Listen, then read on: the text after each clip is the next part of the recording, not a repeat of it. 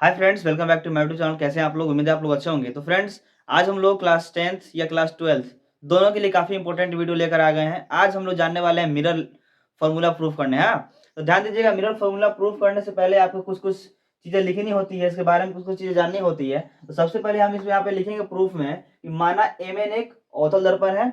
हम लोग आज अवतल दर्पण से प्रूफ करेंगे और कल उत्तल दर्पण से प्रूव करेंगे। ठीक है, चलिए जानेंगे हम लोग। माना mn एक अवतल दर्पण है। क्या mn एक अवतल दर्पण है? बाहर से कलई किया हुआ है तथा वस्तु AB जिसका प्रतिबिंब A डैश B डैश बना है।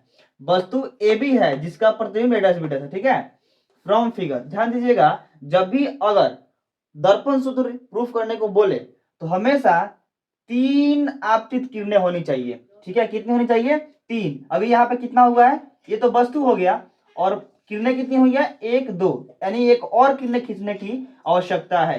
तो हम पोल तक ले जाएंगे। ठीक है, इस किरण को कहां तक ले जाएंगे? पोल तक ले जाएंगे और फिर यह किरण टकरा कहां आएगी? यहां इस बिंदु पे मीट करेगी। ठीक है, चलिए तो अब हम प्रूफ स्टार्ट करते हैं। उम्मीद है कि आपको ये वीडियो पूरी तरह से कंप्लीट समझ में आएगा। ठीक है, तो वीडियो में लास्ट तक बने रहिए और इस वीडियो की मदद से आप अपने एग्जाम में बेहतर से बेहतर करने का प्रयास कीजिएगा। चलिए ध्यान दीजिएगा, फ्रॉम फिगर हम यहाँ पे लिखेंगे। पहले हम दो त्रिभुज लेंगे, A B C, A dash B dash C. ठीक है, हम लिखेंगे पहले in triangle A B C and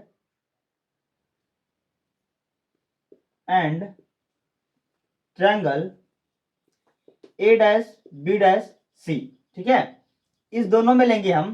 तो ध्यान दीजिएगा, ये दोनों त्रिभुज एक दूसरे के कॉन्ग्रुएंट है। कॉन्ग्रुएंट कैसे? मतलब समरूप है। कैसे?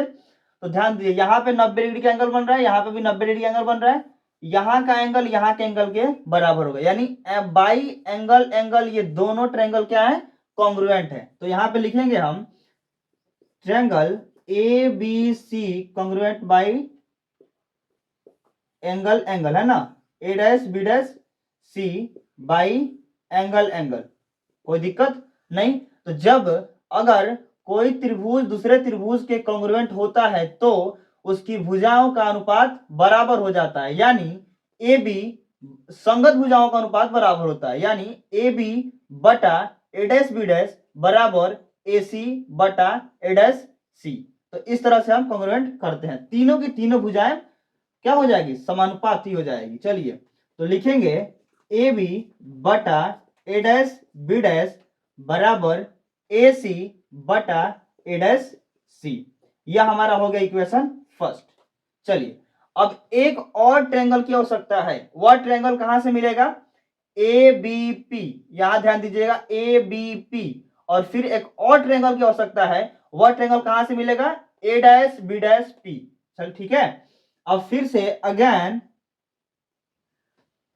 यहां पे लिखेंगे again A dash B dash P and triangle A, पहले तो ले लीजिए A B P and A dash B dash P. समझ रहे होंगे, ए बी पी उसके बाद A dash B dash P. अब यहां पे ध्यान दीजिएगा, ये कैसे कॉन्ग्रुएंट है समझिए।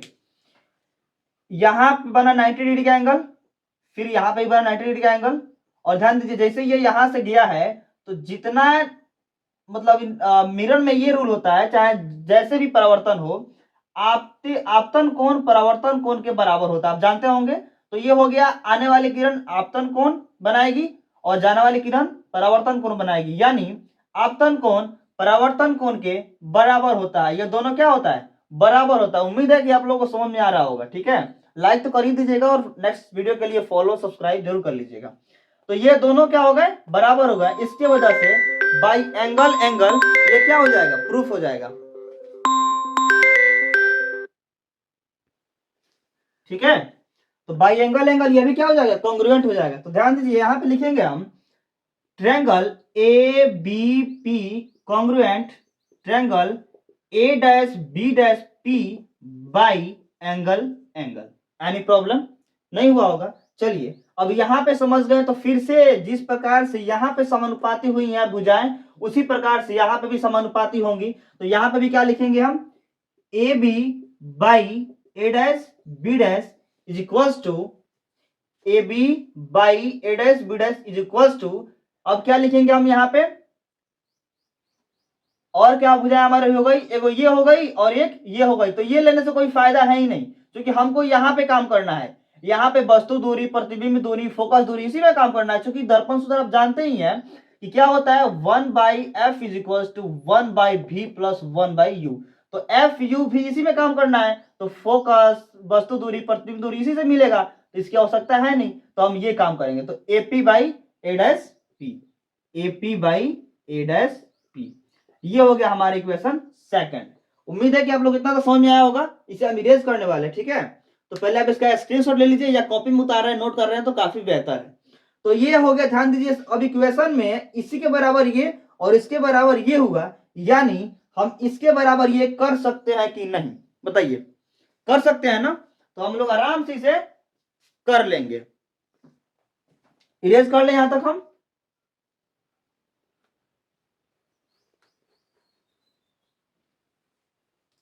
अब लिखेंगे हम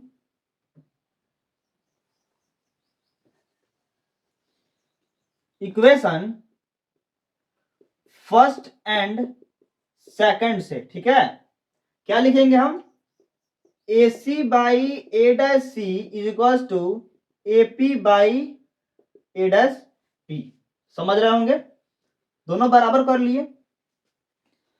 अब यहां पे क्या करना है, ए सबका वैल्यू लिखना है, ठीक है, सबका क्या करना है, वैल्यू लिखना है। इसे एसी कैसे निकालेंगे, एसी, बताइए, यह दूरी निकालना है, तो यह दूरी कैसे निकलेगा, इस लंबे एपी में से हम अगर सीपी को माइनस कर लेते हैं तो निकल जाएगा, निकल जाएगा, बताइए, इस लंबे वाले मान में से इसको हटा लेंगे तो ये एसी निकल जाएगा, तो एपी माइनस सीपी लिख दें यहाँ पे, एपी माइनस सीपी, और फिर ए डैश सी निकालना है, यह वैल्यू निकालना है, यह वैल्यू, तो क्या करें, पीसी में से घटा लें, पूरा इस पीसी में से ए डैश पी घटा लें, पीसी माइनस ए डैश पी, कोई दिक्कत, पीसी माइनस ए डैश पी, कोई दिक्कत नहीं हुआ होगा, और फिर एपी निकालना है, एपी कहाँ गया, एपी तो है नहीं है पहले से, वो तो निकल रहे हैं, और ए डैश पी है। चलिए अब बताइए, सबका वैल्यू पुट करिएगा यहाँ पे, तो क्या आप पाएंगे, एपी क्या होगा बताइए, तो एपी क्या हो गया, वस्तु दूरी हो गया, और वस्तु दूरी ऑलवेज इन नेगेटिव, हाँ, तो वस्तु दूरी हमेशा क्या होगा, नेगेटिव होगा, तो वस्तु दूरी को क्या लिखते हैं, यू से लिखते हैं, ठीक है, फिर माइनस सीपी लिखना है, सीपी, बताइए सीपी क्या है, ये सी क्या है, सी मतलब फोकस का दुगुनी दूरी, यानी आर, हाँ, तो यहाँ पे हम 2f लिख सकते हैं, यहां से f और यहां से f, यानी ये हो गया -2f, फिर बटा में पीसी का वैल्यू, पीसी वही बात है, फिर से -2f, फिर माइनस ए डैश पी, इसको निकालना है ए डैश पी, तो बताइए यह क्या हो गया, हमारा इमेज हो गया, और इमेज से डिस्टेंस मतलब प्रतिबिंब दूरी, ये हो क्या हो जाएगा, -v हो जाएगा, फिर एपी निकालने की हम जस्ट, एपी क्या हो जाता है, -u, और फिर ए डैश पी क्या हो जाएगा, -v, कुछ कुछ कटने वाला है, माइनस से माइनस कटेगा, काट ले। चलिए अब थोड़ा इसको चेंजमेंट करते हैं हम,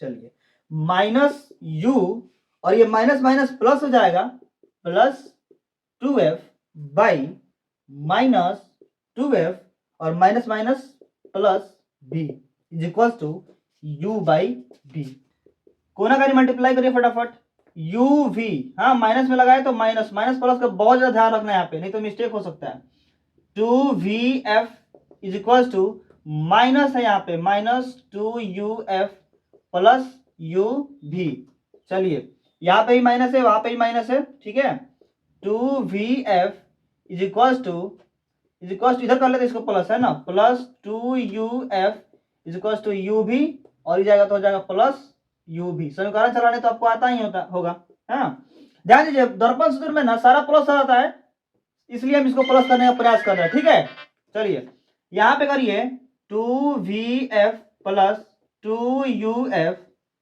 बराबर 2uv, ठीक है, यह हमारा हो गया समीकरण। अब ध्यान दीजिए यहां पे करेंगे हम समीकरण में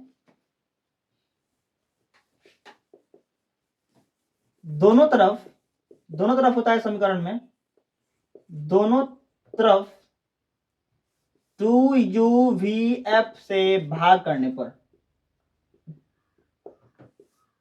ठीक है। चलिए 2VF plus 2UF is equal to 2UV, भाग कर लेना 2UVF 2UVF 2UVF, ठीक है। कटने वाला काट देते हैं इसको हम, 2VF VF, ठीक है। 2 से 2 कट पे कटेगा, UF से UF कट जाएगा, 2 से 2 कटेगा, UV से UV कट जाएगा। हाँ, अब यहाँ पे बच गया हमारा U, 1/U plus 1/V is equal to 1/F। यह हमारा प्रूफ हो गया है ना कि 1/F is equal to 1/U plus 1/V होता है। यह हमारा हो गया दर्पण सूत्र प्रूफ बाई अवतल दर्पण, है मतलब बाई कॉनकेव मिरर, ठीक है। कॉनकेव मिरर से हम लोग इसको आराम से प्रूफ कर लिए। चलिए उम्मीद है कि आप लोगों को ये वीडियो काफी हेल्पफुल रहा होगा।